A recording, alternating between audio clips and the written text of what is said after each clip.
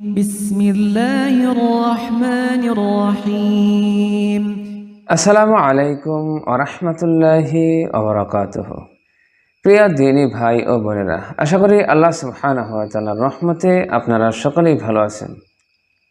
আজকে ইরাক সম্পর্কে আর শাম অঞ্চল সম্পর্কে এমন দুটি হাদিস নিয়ে আলোচনা করব, যে হাদিস দুটি শতভাগ পরিপূর্ণ হয়ে গেছে। অর্থাৎ হাদিস দুটিতে যে ভবিষ্যৎবাণী করা হয়েছিল ইরাক সম্পর্কে আর শাম সম্পর্কে, সেই ভবিষ্যৎবাণীগুলো একেবারে শতভাগ পরিপূর্ণ হয়ে গেছে।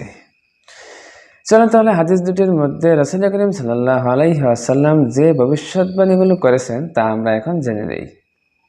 হাদিস দুটি হলো আস-সুনানুল ওয়ারিদাতু ফিল ফিতান গ্রন্থের 603 নম্বর হাদিস। হযরত আবু হুরায়রা রাদিয়াল্লাহু তাআলা আনহু থেকে বর্ণিত, তিনি বলেন, রাসূল করিম সাল্লাল্লাহু আলাইহি ওয়াসাল্লাম ইরশাদ করেছেন, অচিরেই ইরাকের দিনার ও কাফিজের উপর অবরোধ আরোপ করা হবে, আর শামের মুদ ও দিনারের উপর অবরোধ আরোপ করা হবে। মিশরের ইরদাব ও দিনারের উপর অবরোধ আরোপ করা হবে। আর তোমরা যেখান থেকে শুরু করেছিলে সেদিকেই ফিরে যাবে, আর তোমরা যেখান থেকে শুরু করেছিলে সেদিকেই ফিরে যাবে, আর তোমরা যেখান থেকে শুরু করেছিলে সেদিকেই ফিরে যাবে। এ কথাটি 3 বার বললেন। আর এ সম্পর্কে হযরত আবু হুরায়রা রাদিয়াল্লাহু তাআলা আনহু বলেন, এ সম্পর্কে আবু হুরায়রার রক্ত মাংস সাক্ষী। চলুন এখন আমরা হাদিসটি একটু পর্যালোচনা করে দেখি এই হাদিসটি কতটা বাস্তবে রূপায়িত হয়েছে। এখানে প্রথমে বলা হয়েছে ইরাকের দিরহাম ও কাফিজের উপর অবরোধ আরোপ করা হবে। দিরহাম তো আপনারা সকলে চিনেন যে ইরাকি মুদ্রার নাম, আর কাফিজ হচ্ছে ইরাকের একটি পরিমাপের নাম, আর মুদা হলো শামের একটি পরিমাপের নাম।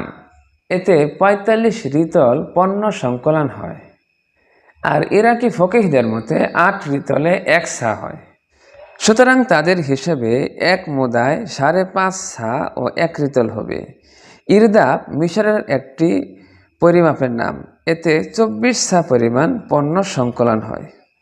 আমরা এটা জানি যে ২০০৩ সালে যখন ইরাকের উপর যখন সাদ্দাম ক্ষমতায় ছিলেন, যখন সাম্রাজ্যবাদীরা যখন আক্রমণ শুরু করলো, যুদ্ধ চাপিয়ে দিল, শুধু যুদ্ধই নাই, তখন ইরাকের উপর আন্তর্জাতিকভাবে অবরোধ আরোপ করা হয়েছিল, যার ফলে ইরাকের হাজার হাজার মানুষ না খেয়ে মৃত্যুবরণ করতে হয়েছে।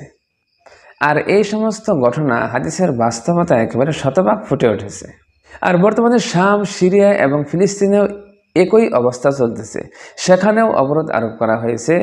সেখানে গাজার মানুষদেরকে না খেয়ে মরতে হচ্ছে, কারণ তাদের ওখানে খাবার রীতিমতো সঠিকভাবে যেতে দিচ্ছে না দখলদাররা, যার ফলে গাজার অসংখ্য মানুষ না খেয়ে মৃত্যুবরণ করতেছে। সিরিয়াতেও একই অবস্থা, যেটা রাসূল করিম সাল্লাল্লাহু আলাইহি ওয়াসাল্লাম আজ থেকে 1400 বছর আগে বলেছিলেন, যা বর্তমানে এসে শতভাগ পরিপূর্ণ হয়ে গেছে। অথচ এই সমস্ত বিষয়গুলো বিশ্ববাসী এখন দেখতেছে, কিন্তু তাদেরকে সাহায্য সহযোগিতা করার মতো কেউ এগিয়ে আসছে না সঠিকভাবে। সামান্য পরিমাণ যতটুকু সহযোগিতা করা হচ্ছে সেটা তাদের জন্য পরিপূর্ণ হচ্ছে না। আর মিশর সম্পর্কে যেটা বলা হয়েছে সেটা হয়তো এখনও বাস্তবে রূপ নেয় নাই, হয়তো ওদের ভবিষ্যতে মানে অচিরেই মিশরের উপরও অবরোধ আরোপ করা হতে পারে। কারণ যেহেতু এখানে হাদিসের মধ্যে 3টি বিষয়ের কথা উল্লেখ করা হয়েছে, তার মধ্যে 2টি বাস্তবায়ন হয়ে গেছে, এখন শুধুমাত্র মিশরেরটা বাকি রয়েছে। যেহেতু আগের 2টি বাস্তবায়ন হয়ে গেছে, এখন মিশরেরটা অবশ্যই বাস্তবায়ন হবে, হয়তো 2 দিন আগে, হয়তো 2 দিন পরে। তাছাড়া সুনানুল ওয়ারিদাতু ফিল ফিতান গ্রন্থের 604 নং হাদিসের মধ্যে বলা হয়েছে, হযরত জাবির ইবনে আব্দুল্লাহ রাদিয়াল্লাহু তাআলা আনহু বলেন, রাসূল করিম সাল্লাল্লাহু আলাইহি ওয়াসাল্লাম ইরশাদ করেছেন, অচিরেই অনারবদের পক্ষ থেকে ইরাকবাসীদের উপর কোনো কাফিস ও দিরহাম যেতে দেওয়া হবে না, মানে অবরোধ আরোপ করা হবে, আর তারা তাদের উপর অবরোধ আরোপ করবে। যেটা আমরা 2003 সালে প্রেসিডেন্ট সাদ্দামের সময় যে যুদ্ধ হয়েছিল, মানে সাম্রাজ্যবাদীরা তাদের উপর যে যুদ্ধ চাপিয়ে দিয়েছিল, সেই সময় এটা স্পষ্ট রূপে বাস্তবায়ন হয়ে গেছে। তো একটু লক্ষ্য করে দেখুন, 1400 বছর আগে যে সমস্ত ভবিষ্যৎবাণীগুলো করা হয়েছে হাদিসের মধ্যে, তা একে একে পরিপূর্ণ বাস্তবায়ন হয়ে যাচ্ছে। অর্থাৎ সেই সমস্ত হাদিসগুলো যখন আমরা বর্ণনা করি, তখন অনেকেই বলে হাদিসগুলো সহিহ নয়, হাদিসগুলো জয়ীফ, বিভিন্ন কথা বলে অনেকেই। তবে আমি যেটা বলবো সেটা হচ্ছে, এই সমস্ত হাদিসগুলোর সনদগুলো জয়ীফ হলেও হাদিসের মতন, মূল কথাগুলো সব সঠিক। কারণ অধিকাংশ হাদিসই বর্তমান প্রেক্ষাপটের সাথে মিলে যাচ্ছে, বাস্তবতার সাথে মিলে যাচ্ছে।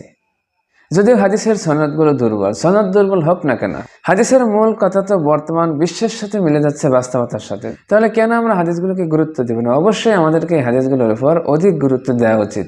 কারণ শেষ জামানা সম্পর্কিত যে সমস্ত ভবিষ্যৎবাণীগুলো করা হয়েছে, প্রতিটি মুসলমানের উচিত এই সমস্ত হাদিসগুলো গুরুত্বের সাথে অধ্যয়ন করা।